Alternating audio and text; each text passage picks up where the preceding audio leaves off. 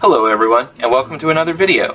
Today we're going to continue talking about the Reconstruction era, and today we're going to start off by talking about radical Republicans and the Wade-Davis bill. Members of Lincoln's own party opposed his plan. Led by Representative Thaddeus Stevens and Senator Charles Sumner, these radical Republicans in Congress insisted that the Confederates had committed crimes by enslaving African Americans and by entangling the nation in war. The radical Republicans advocated full citizenship, including the right to vote for African Americans. They favored punishment and harsh terms for the South, and they supported Sherman's plan to confiscate Confederates' land and give farms to freedmen. Rejecting Lincoln's 10% plan, Congress passed the Wade-Davis bill in 1864. It required that a majority of a state's pre-war voters swear loyalty to the Union before the process of restoration could begin. The bill also demanded guarantees of African American equality. President Lincoln killed this plan with a pocket veto by withholding his signature beyond the 10-day deadline at the end of the congressional session. So President Lincoln exercised the pocket veto here. Now, the pocket veto is a concept that you will learn about whenever you take civics, but what that is if a president doesn't want to take an action on a congressional, on something that has passed Congress, he can just not sign the bill. It's not that he's vetoing it, it's not that he's saying that he's opposed to the bill, he's just choosing not to make a decision. And it goes into his pocket, and it's considered the pocket veto. The Freedmen's Bureau. One radical Republican plan did receive the president's support. This was the Bureau of Refugees, Freedmen, and Abandoned Lands, known as the Freedmen's Bureau. Established a few weeks before Lincoln's death, its goal was to provide food, clothing, health care, and education for both African Americans and white refugees in the South. The Freedmen's Bureau helped reunite families that had been separated by slavery and war. It negotiated fair labor contracts between former slaves and white landowners. By representing African Americans in the courts, the Bureau also established a precedent that African American citizens had legal rights. The Freedmen's Bureau continued its efforts until 1872. Lincoln was assassinated in April 1865, just weeks after his second inauguration. Lincoln's death thrust his vice president Andrew Johnson into the presidency.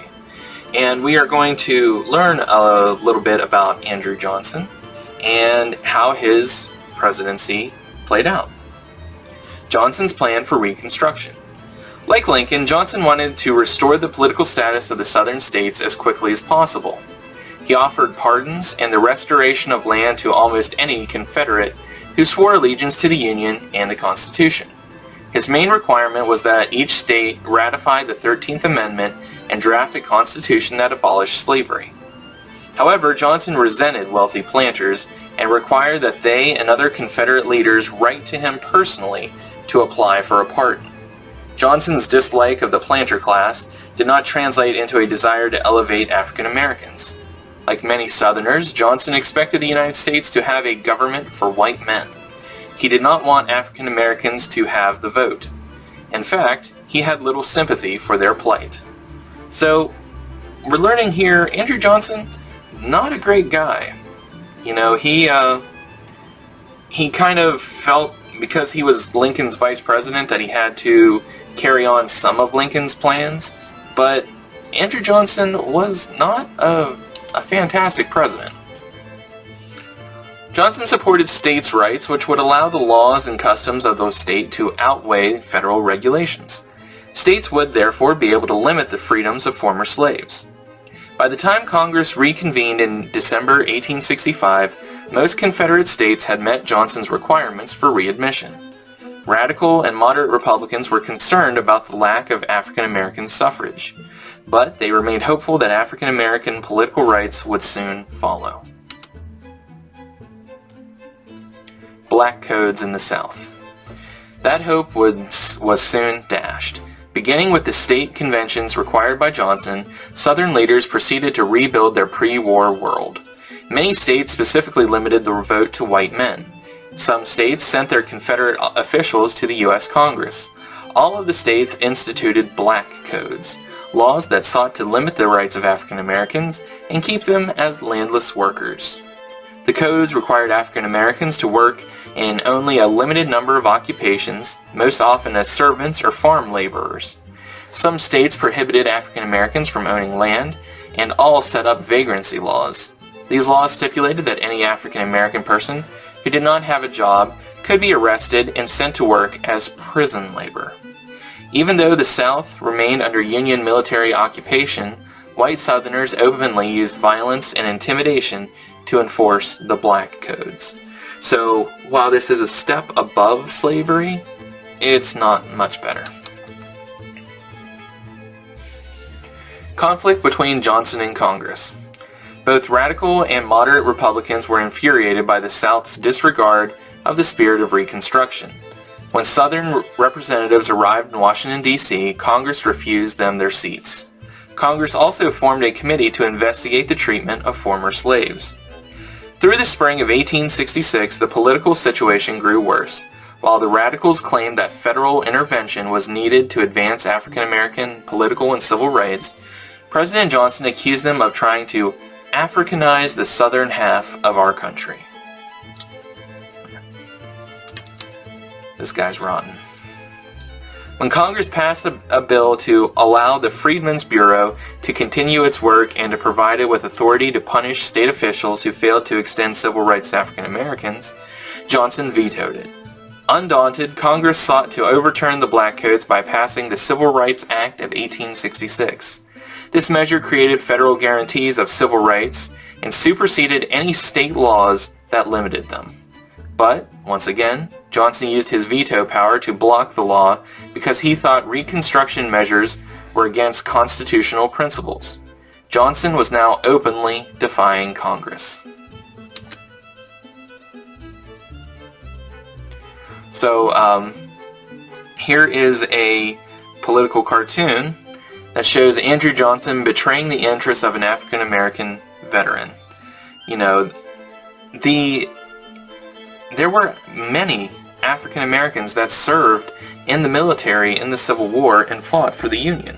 So the same soldiers that fought to protect the vice presidency and now presidency of Andrew Johnson, he is essentially throwing them out, saying that he doesn't care about them, and making himself look quite foolish. And in the meanwhile, as you can tell from this political cartoon, the author, the artist here, has drawn Andrew Johnson in like a clown jester's costume. So it just goes to show he does not have a very high opinion of Andrew Johnson, and neither do I. Congress passes a plan for Reconstruction. As violence against African Americans in the South increased, moderate and radical Republicans blamed the rising tide of lawlessness on Johnson's lenient policies.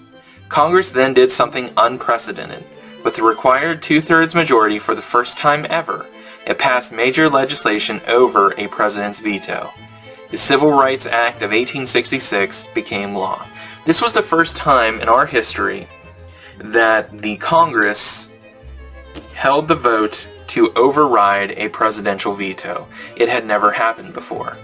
Now, it was the process for doing that was in the Constitution. This was not like some unknown thing that they just kind of made up and just did. No, the Constitution gives them every right to do so, but it just had never happened before. President Andrew Johnson's relatively lenient Reconstruction policies angered radical Republicans in Congress.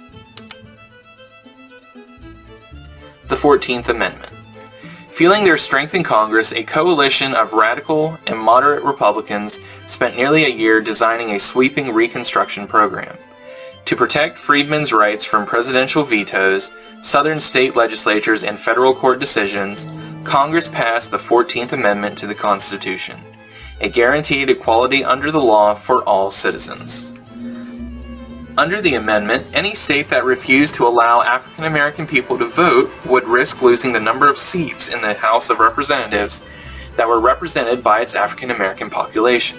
The amendment states that this representation was based on counting the whole number of persons in each state, specifically referring to the 3/5 compromise, which was nullified by the 13th Amendment.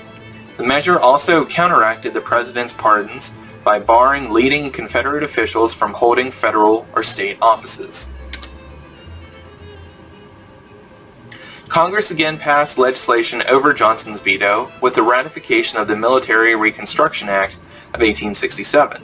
The act divided the 10 southern states that had yet to be readmitted into the Union into 5 military districts governed by former Union generals. The act also delineated how each state could form their new state government and receive congressional recognition. In each state, voters were to elect delegates to write a new constitution that guaranteed suffrage for African American men. Then, once the state ratified the 14th Amendment, it could re-enter the Union. Johnson's impeachment.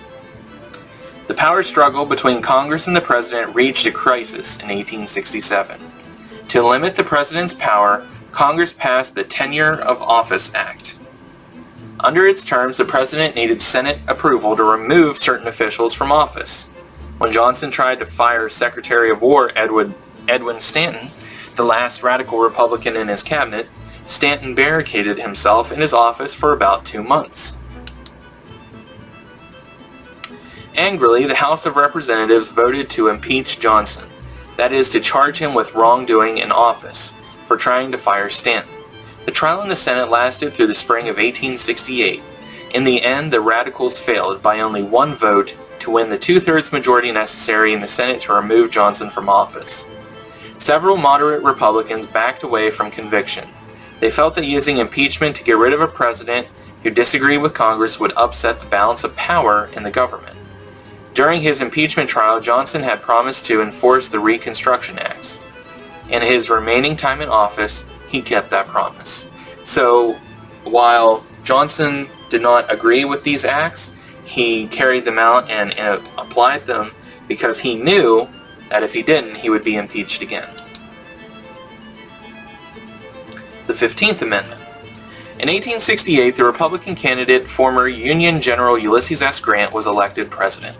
Although he won the electoral vote by a huge margin and had a significant lead in the popular vote, his opponent, Horatio Seymour, a Democrat from New York, received a majority of the white vote. Republican leaders now had another reason for securing a constitutional amendment that would guarantee African American suffrage throughout the nation. In 1869, Congress passed the 15th Amendment, forbidding any state from denying suffrage on the grounds of race, color, or previous condition of servitude. Unlike previous measures, this guarantee applied to northern states as well as southern states. Both the 14th and 15th Amendments were ratified by 1870, but both contained loopholes that left room for evasion.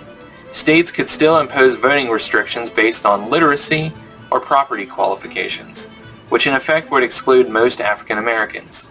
Soon the southern states would do just that. Okay guys, that's going to be it for this video. If you have any questions, you know how to get a hold of me. I hope everybody's having a great day, and I'll see you again real soon.